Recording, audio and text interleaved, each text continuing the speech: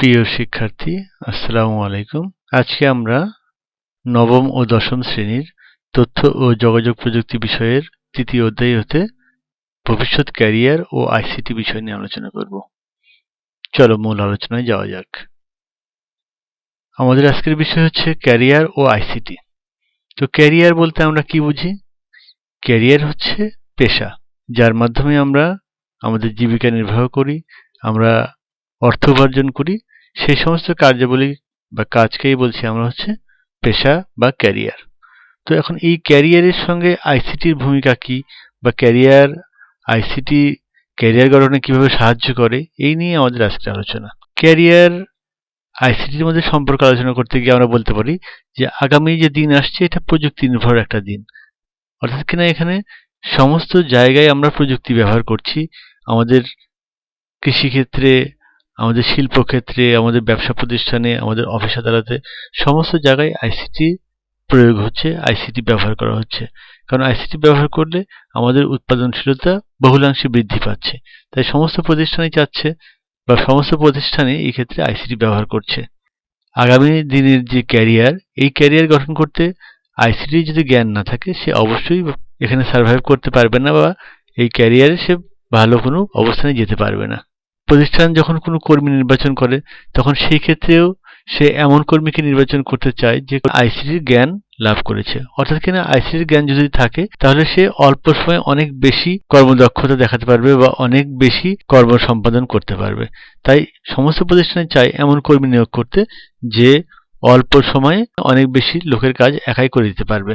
সাধারণ বিভিন্ন অফিস আদালতে যদি কাজ করতে যাওয়া হয়, সেক্ষেত্রে অফিসের বিভিন্ন প্যাকেজ প্রোগ্রাম যেমন এমএস ওয়ার্ড, এক্সেল, এসব তাকে জানতেই হবে। ইন্টারনেট ব্যবহারে তাকে পারদর্শী হতে হবে। ইমেইল ব্যবহার করা, সামাজিক যোগাযোগ মাধ্যম কিভাবে ব্যবহার করতে হয় সে সম্পর্কে তাকে জ্ঞান লাভ করতে হবে। যদি তার এই জ্ঞানগুলো বা বেসিক কম্পিউটার জ্ঞানগুলো তার মধ্যে না থাকে, তখন অবশ্যই সে ভালো কাজের সুযোগ লাভ করতে পারবে না। Computer, internet, mobile, call centre ইত্যাদি বিভিন্ন কাজ রয়েছে, যে কাজগুলো কিন্তু কম্পিউটার না জানা থাকলে কখনোই সম্ভব নয়।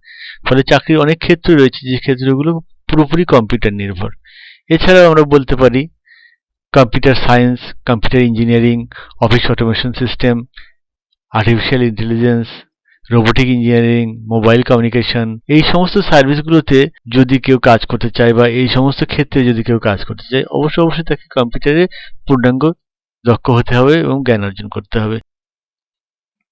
বর্তমান সময়ে শুধুমাত্র কোনো অফিস আদালতে কাজ করার জন্য নয়, আমাদের দেশের অনেক দক্ষ জনগণ যারা কম্পিউটারের বিভিন্ন প্রোগ্রাম আয়ত্ত করেছে এবং কম্পিউটার সম্পর্কে ভালো দক্ষতা ও জ্ঞান রাখে, তারা কিন্তু ঘরে বসেই বা আমাদের দেশে বসেই গুগল, ইয়াহু, মাইক্রোসফট, ইন্টেল এবং ফেসবুকের মতো বড় বড় প্রতিষ্ঠানে কাজ করছে। কারণ যেহেতু আমাদের এখন ইন্টারনেট ব্যবস্থা উন্নত হয়েছে, ফলে আমরা বিভিন্ন দেশের তথ্য প্রযুক্তি নির্ভর যে কাজগুলো, সেগুলো কিন্তু ঘরে বসেই আমরা সম্পন্ন করতে পারি। এই প্রতিষ্ঠানগুলো নিজেরাই বিভিন্ন দেশে ঘুরে ঘুরে সেসব দেশের যারা তথ্য প্রযুক্তিতে দক্ষ, অভিজ্ঞ, সেই লোকগুলো খুঁজে খুঁজে বের করে তাদের প্রতিষ্ঠানে তারা নিয়োগ করে থাকে। ফলে যদি আমরা তথ্য প্রযুক্তিতে দক্ষ হয়ে উঠতে পারি, তাহলে কিন্তু আমাদের কর্মসংস্থানের জন্য আর কোনো চিন্তা করতে হয় না। উন্নত দেশগুলোর ভালো ভালো কোম্পানিগুলো তাদের নিজেদের দেশের যে কর্মী, সেসব কর্মীর দুষ্প্রাপ্যতা এবং অনেক ক্ষেত্রেই উচ্চ ব্যয়ের কারণে আমাদের মতো উন্নয়নশীল দেশ হতে তারা কর্মী নিয়োগ করতে স্বাচ্ছন্দ্য বোধ করে, এবং প্রায়শই এইভাবে আমাদের দেশের যে যুব সমাজ বা তরুণ সমাজ যারা মেধাবী, তারা কিন্তু বিদেশে অনেক বড় বড় প্রতিষ্ঠানে কাজ করছে এবং আউটসোর্সিং এর মাধ্যমে প্রচুর বৈদেশিক মুদ্রা আমাদের দেশে নিয়ে আসছে। এবং আমরা বর্তমানে বলতে পারি তৈরি পোশাক খাতের পরেই আউটসোর্সিং এই খাতটা আমাদের দেশে বৈদেশিক মুদ্রা অর্জনের ক্ষেত্রে একটা বিরাট ভূমিকা পালন করছে। ফলে আমরা যদি তথ্য প্রযুক্তি সম্পর্কে ভালো জ্ঞান রাখতে পারি, তাহলে কিন্তু খুব সহজেই আমরা আমাদের সুন্দর একটা ক্যারিয়ার গঠন করতে পারি এবং দেশের জন্য আমরা বৈদেশিক মুদ্রা বয়ে আনতে পারি। বাংলাদেশেও প্রোগ্রামিং সম্ভাবনার দ্বার দিন দিন উন্মোচিত হচ্ছে।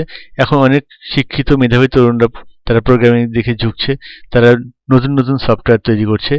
এখন কম্পিউটারের পাশাপাশি মোবাইলের জন্য বিভিন্ন অ্যাপস তৈরি হচ্ছে এবং এইসব অ্যাপস তৈরি করে তারা কিন্তু নিজেরা স্বাবলম্বী হচ্ছে। এবং শুধুমাত্র তা না, তারা নিজেরা যেমন স্বাবলম্বী হচ্ছে, সঙ্গে সঙ্গে কিন্তু দেশের অনেক বেকার শিক্ষিত তরুণদেরও তারা কিন্তু কর্মসংস্থানের সুযোগ তৈরি করছে। এভাবে আমাদের দেশের বেকার সমস্যা অনেকাংশেই দূর হচ্ছে। যেসব কোম্পানি নিজেরা সার্ভার পরিচালনা করে, অর্থাৎ কিনা তাদের নিজস্ব সার্ভার ব্যবহার করে, তারা কিন্তু এই সার্ভার পরিচালনার জন্য তাদের যথেষ্ট দক্ষ এবং অভিজ্ঞ লোকের প্রয়োজন হয়। ফলে যদি কেউ কম্পিউটার নেটওয়ার্কিং এবং সার্ভারের অভিজ্ঞতা অর্জন করতে পারে, তাহলে কিন্তু সহজেই সেই সব ক্ষেত্রে চাকরির সম্ভাবনা পেয়ে যায়। এবং বর্তমানে বিভিন্ন বড় বড় প্রতিষ্ঠানই কিন্তু নিজস্ব সার্ভার ব্যবহার করছে এবং তারা নেটওয়ার্কিং এবং তাদের বিভিন্ন অফিস ম্যানেজমেন্টের জন্য বিভিন্ন সফটওয়্যার ব্যবহার করছে, যেগুলো পরিচালনার জন্য সবসময়ই আইসিটিতে দক্ষ লোকের প্রয়োজন হচ্ছে। ফলে দিন দিন এই আইসিটিতে দক্ষ লোকের প্রয়োজনীয়তা দিন দিন বেড়েই চলেছে। ফলে আমরা যদি কেউ সুন্দর একটা ক্যারিয়ার গঠন করতে চাই, তবে অবশ্যই আইসিটির জ্ঞান থাকা অত্যন্ত জরুরি। তো আমরা বলতে পারি নিজের আইসিটি দক্ষতা বাড়িয়ে নিতে এখন থেকে আমাদের সচেষ্ট হওয়া প্রয়োজন। কারণ যদি আমরা নিজেরা কোনো প্রতিষ্ঠানে চাকরির সুযোগ পেতে চাই, অথবা নিজেরা যদি আউটসোর্সিং করেও নিজেদের ক্যারিয়ার গঠন করতে চাই, অথবা নিজেরা কোনো সফটওয়্যার ফার্ম তৈরি করে নিজের কর্মসংস্থানের ব্যবস্থা করি এবং শিক্ষিত বেকারদের জন্য কর্মসংস্থানের সুযোগ সৃষ্টির চেষ্টা করি, তো অবশ্যই আমাদের আইসিটিতে পূর্ণাঙ্গ জ্ঞান থাকা দরকার। এবং আগামী ভবিষ্যৎ হচ্ছে আইসিটির যুগ, এবং আইসিটির জ্ঞান ছাড়া আগামী ভবিষ্যতে কিন্তু আমাদের পক্ষে নিজেদের ক্যারিয়ার নিয়ে এগিয়ে যাওয়া সম্ভব নয়। তাই বলতে পারি যে আমাদের ক্যারিয়ার গঠনের জন্য আইসিটির ভূমিকা কিন্তু ব্যাপক। তো আজকে এই পর্যন্তই। যদি এরপরেও তোমাদের কোনো প্রশ্ন থেকে থাকে বা আরো জানার কিছু থেকে থাকে, অবশ্যই জানাবে। ধন্যবাদ সবাইকে, ধন্যবাদ।